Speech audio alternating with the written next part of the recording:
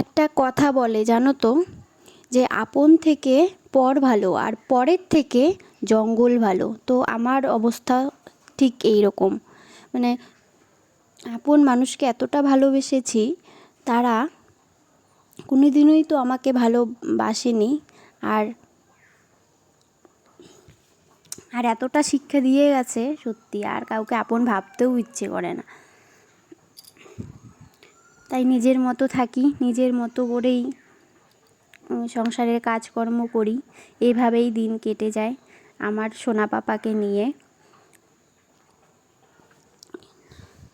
তো সোনা পাপা এতটাই দুষ্টুমি করে, সত্যি একা রাখাটাও কি বলবো, মানে সবসময় একা রাখলে আমারও সত্যি রাগ হয়ে যায়, আমিও ওকে মারধর করি। এখন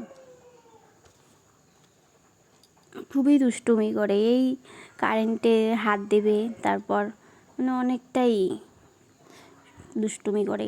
কলে গিয়ে সব জামা কাপড় ভিজিয়ে দেবে।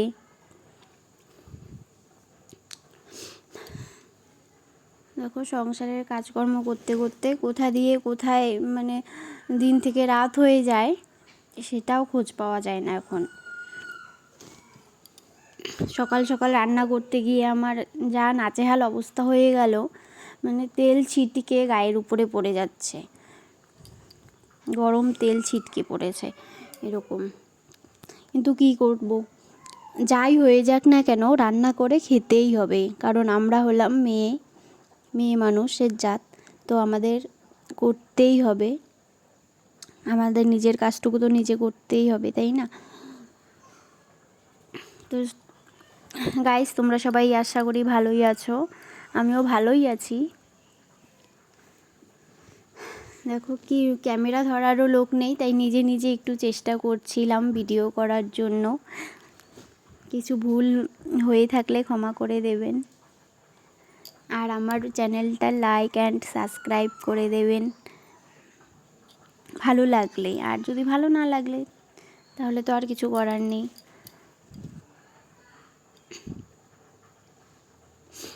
সকাল সকাল ফুলকপি রান্না করছিলাম। এই বর্ষাকালে ফুলকপি মানে রান্না করাটা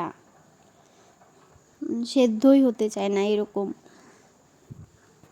সেদ্ধ করে নিয়েছি জল ফেলে দিয়ে, তারপর রান্না কষিয়ে রান্না করছিলাম।